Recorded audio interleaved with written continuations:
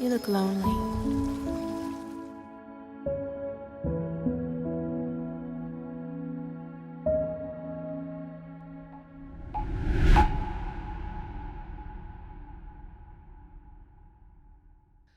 Hi guys, welcome to this video. It's been 1.5 years in the making, so you won't be disappointed. You can read Buddha, Stoic or Greek philosophy, watch movies, see Instagram or TikTok reels, or Google as much as you want. All you'll find about how to manage loneliness can be summarized in two basic approaches. Loneliness can be managed 1. By being a social animal, having companionship and effective communication, and 2. Being okay with yourself, the solitude, and living in the present. Now, before I come to the point of the video, the magic potion that I have for you, let's have a serious look at some quotes from all around the world, from different lives, places, and time about these two approaches. Because until we realize that we are struggling despite knowing the solution, we won't be open towards finding the solution. Now, before we start with the quotes, let me remind you, please try to see which ones resonate with you, because I'm sure more than half would have happened to you. Approach 1. By being a social animal, having companionship, and effective communication. Albert Einstein, one of the most known figures of our times. It is strange to be known so universally and yet to be so lonely. Ichiro Kishimi on community. Loneliness is having other people and society and community around you and having a deep sense of being excluded from them. Carl Gustav Jung on communication.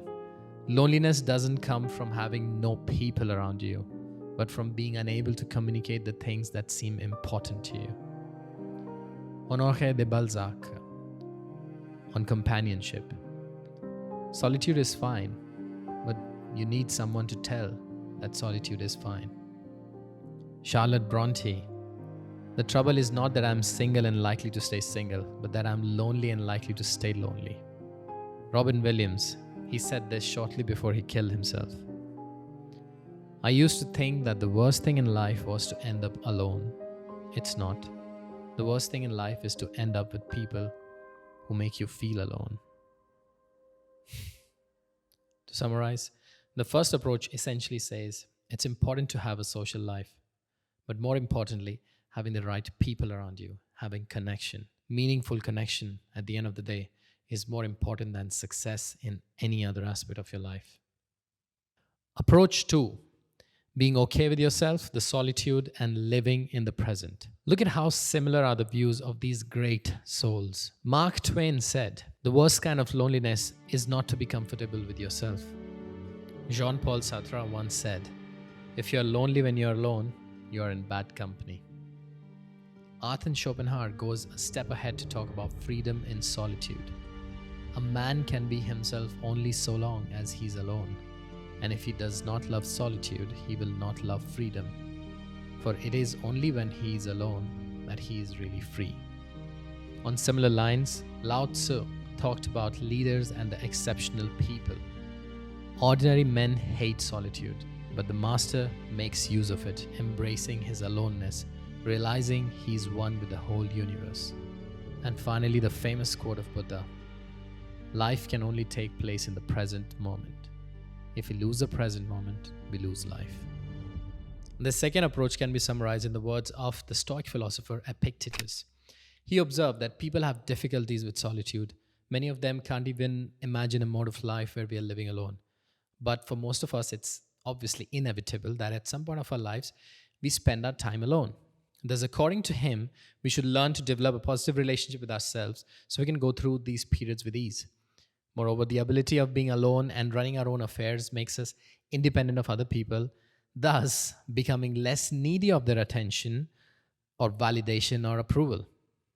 So, putting together all the philosophy, the 3 magical steps to manage loneliness are deceptively simple. Step 1, be okay with yourself, become independent. You'll need less and hence you'll be happy with less. Also, this way people would like to be around you. Step 2, develop a social circle. Be more open to less than perfect relationships and try to cherish and nurture them. Step 3, work towards developing a tribe by stepping away from the people who don't value you so that at the end of the day, you're left with few but good people around. And voila, you're not lonely anymore. Enjoy. Except this doesn't happen. Because when you are feeling lonely, these 3 simple steps are too overwhelming. So now, this is the real question. Then knowing all of the above, knowing that connection within and with others is the problem, how to go about changing it? Is there one single way that can work for every single person, every single time? Yes. So in my countless chats with my students and my clients, we have talked about it a countless number of times. These people include a great mix from CXOs of Fortune 500 companies to teenagers, from entrepreneurs of big successful organizations to startup enthusiasts, from successful family people to divorced entities, and finally from people who are living a normal life to people who are lost in their lives. They all have on multiple occasions talked about feeling lonely, and we have discussed all the things that we just talked about above, the philosophy, the magical steps, and blah blah. But if I have to summarize one thing that helped most of them to start getting out of the rut of loneliness and going on to achieving a good command on the 3 magical steps is help someone. As Dalai Lama said, too much self-centered attitude brings isolation, resulting in loneliness, fear, and anger. The extreme self-centered attitude is a source of suffering. So the next time you're feeling lonely, understand that focusing too much on yourself, this inward feeling, is what is making you lonely. You're disconnected from yourself as well as from the world outside. Take a break from yourself. Just look around. There is someone who needs your help. Find that person and do a selfless favor. Believe me, this generosity is going to make you feel better. It's going to almost heal you from inside. And even if I sometimes look at it as a very selfish way of helping myself, helping others. And don't stop here. Do it as a habit. Get involved in charity. Don't do online donations. Instead, the next time when you have those old clothes, don't put it in some bin of Red Cross or whatever.